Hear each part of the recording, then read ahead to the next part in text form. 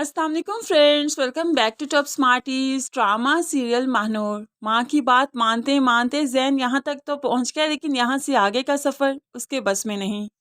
तभी तो वो निकाह से इनकार करते हुए यहाँ से उठकर आ जाता है। और यहाँ पर महविश जो काफ़ी परेशान हो गई और परेशानी में सबके सामने चीख चीख कर कहने लगी, जैन महानूर की वजह से गया है, होप सो उसके घर गया है, उससे निकाह करेगा, वो उससे शादी करना चाहता था।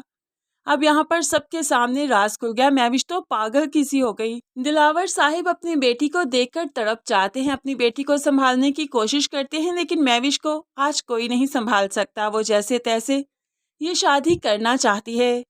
वो भागते हुए जैन के पीछे जाती है, लेकिन जैन गाड़ी लेकर निकल चुका था, इसलिए तो दानिश अब जैन का पीछा करते हुए महविश को जैन के पीछे लेकर आता है। और यहाँ पर आकर जैन की मिन्नतें करने लगी, तुम वहाँ से क्यों आ गए? हमारा निकाह था ना, हमारी शादी थी आज।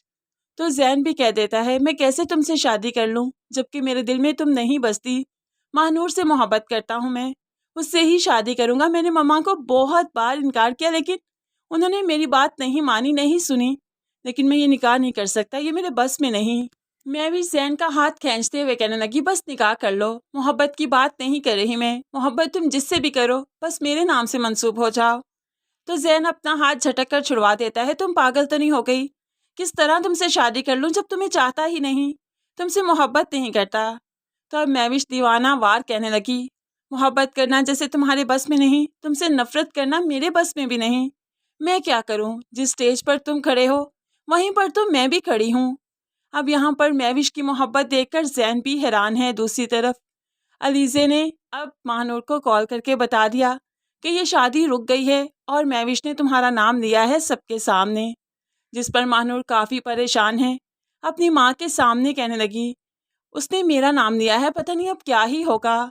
माँ बेटी दोनों काफ़ी परेशान हैं, क्योंकि पहले महविश महानूर को जैन की वजह से किडनैप कर चुकी है, अब पता नहीं क्या हंगामा करेगी।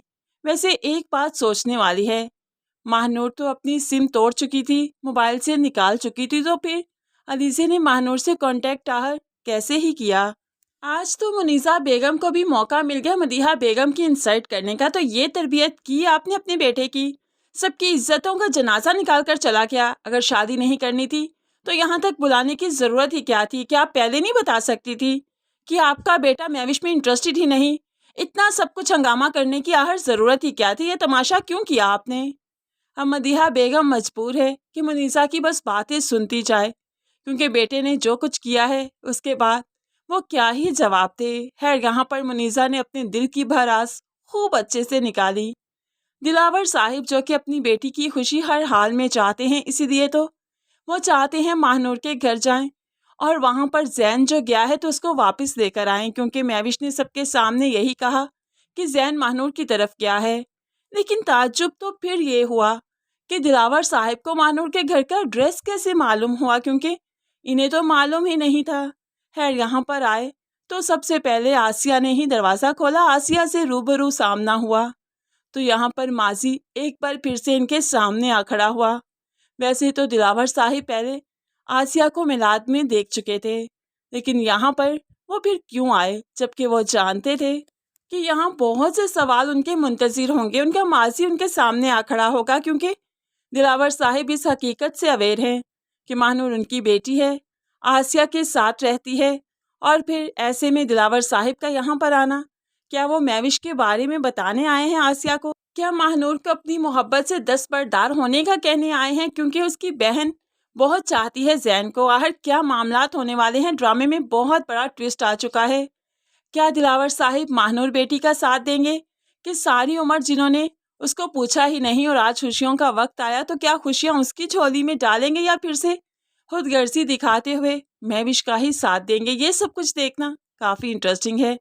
सो ड्रामा काफ़ी इंटरेस्टिंग मोड़ पर आ चुका है। फ्रेंड्स, आपको क्या लगता है दिलावर साहिब किसका साथ देंगे? ज़रूर कमेंट्स में बताइएगा। मज़ीद वीडियोज़ के लिए चैनल को सब्सक्राइब कीजिए। अल्लाह हाफिज़।